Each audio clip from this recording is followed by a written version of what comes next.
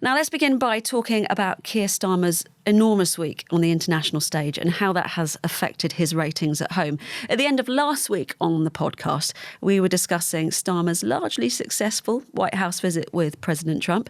It's been, quite frankly, mad ever since, the tectonic plates of diplomacy shifting on almost a daily basis. We obviously then had that shouting match meeting, the failure to sign a minerals deal between Ukraine and the US halting aid and intelligence sharing. A week in politics is a very long time. Andrew, you wrote in the new Statesman that peace in Ukraine can't be guaranteed without the US. The Prime Minister's charm offensive, capped off by that state visit invite from the King, seemed to work on Trump, but today, EU leaders, not Starmer, are meeting in Brussels.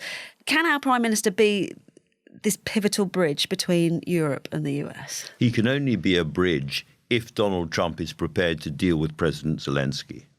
And we don't know that that's clear now. It's not just that they have paused the military aid so far, but they've also paused intelligence aid, which means that Ukraine loses quite a lot of her ability to intercept Russian missiles. In other words, to be absolutely clear, what the United States is doing now is helping Vladimir Putin and his war machine kill Ukrainians. We also think that he may be, manoeuvring to get rid of Zelensky, perhaps under pressure from President Putin, who says Zelensky's the problem, get rid of him, have elections, and frankly put in a more pro-Putin kind of leader in Ukraine. Then it can all be resolved as part of his plan to defang and neutralize the rump Ukraine. So I think that I don't take anything back from what we said last week. I think Starmer did really, really well in Washington, but he can't control and he doesn't control the relationship between Trump and Zelensky. George, we visited the question of European power as a means to end the war in yesterday's Insight podcast, which you can listen to by following the show notes. But there's been a lot of talk about Starmer's rallying of European leaders, bringing the UK closer to Europe. Will Remainers be seeing this as a victory? Some are. And they're right up to a point, which is that all of this has added new momentum, obviously, to Labour's European reset. They were already looking for a defence and security pact with the EU and to deepen the relationship in economic areas. But they're wrong, I think, in maybe a bigger sense, which is that at the moment, for Brexit Britain, the freedom of manoeuvre that offers is proving quite convenient. It looks as if they might be spared Donald Trump's tariffs, unlike Europe. In some ways, post-Brexit Britain can be more nimble. It can strike more interesting and original alliances. And in a fast-moving world, that's an advantage. There's no sense in which recent events have reopened the question around single market or the customs union. If anything, the disparity between the UK and Europe on trade has made it less likely that will be reopened. Andrew, Starmer has done very well. He's on this diplomatic whirlwind, if you like. But how are things within the cabinet? I think he's got complete support inside the cabinet on what he's doing on the world stage and around Ukraine. No dissenting voices at all. I think there are stresses and strains in the cabinet around a whole set of domestic issues, around education, around net zero, around growth. But that's going to play out in a different way. I have to say, though, it was last week on the podcast, you said Annalise Dodds would stand down after the overseas aid budget was cut. Next day, gone. Yeah, she listens to it and always does what we say. I feel really sorry for her. I think she is one of the kind of real good guys in this government, always has been. She's loyal, she's hardworking. If she's demoted, she just puts her head down and accepts it and gets on with the job. And I think there is an enormous amount of sympathy for her. But for all those reasons, she's probably not the next leader of a rebellion on the backbenches. That's not her style. She's a loyal Labour figure. George, in a piece for the New Statesman this week, you wrote that Keir Starmer's higher defence spending has helped give him direction and purpose. Do you think it's given what has been a sort of rather beige leadership thus far a sense of identity?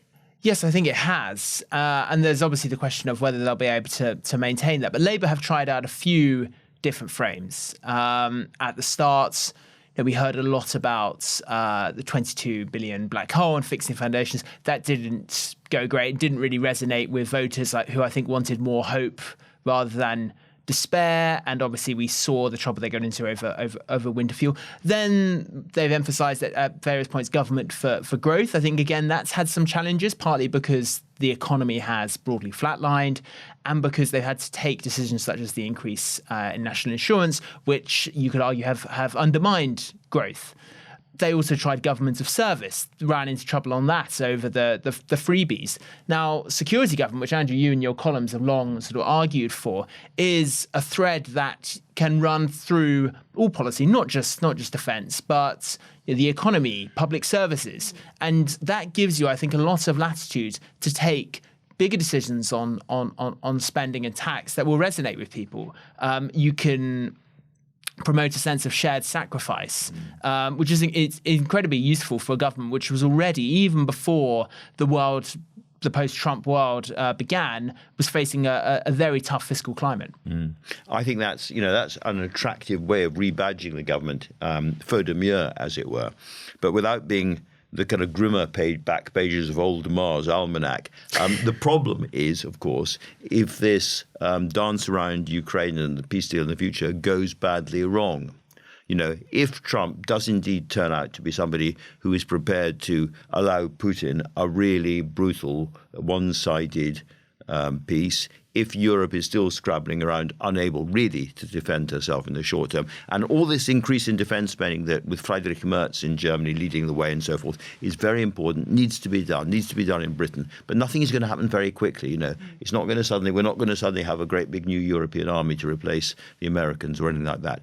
In other words, if it all goes wrong, and if there's a general feeling that the West has betrayed Ukraine, and if there's a general feeling that far from listening to Starmer and moderating himself, Trump is going even further. If he's going even further with Canada and so forth, then Starmer's case for being the successful security prime minister, the successful security government, looks pretty threadbare as well. So all of these things do have risks further down the line. I want to bring in one question here because they're going to link the two, really. This is a question from Knight543. And they say, do you think Trump pulling military aid out of Ukraine provides an opportunity for Labour's growth mission by allowing the massive expansion of defence spending to stimulate the economy? I mean, is there a way that you can make extra spending actually, can it be beneficial as well? Again, it really depends on the figures involved. I mean, what they promised to go to 2.5% of GDP by 2027. So that's actually just 0.2% above where we are. And some point out, well, that's not actually going to do much for defence. And if you were to go to 3% before the end of the Parliament, then I think that has more significant ramifications. But no, I don't see it as a sort of silver bullet for growth. The challenge is much bigger. There's going to be a lot of sort of propaganda, frankly, around this, a lot of talking about it. And we've had the announcement that the government's going to use export credit money, I think it is, for 5,000 new ground-to-air missiles for Ukraine, and they're going to be built in Belfast. British jobs, British engineering, British skills, British training, and all of that, which is great. But I think George is absolutely right. At this stage, it looks quite modest in the short term.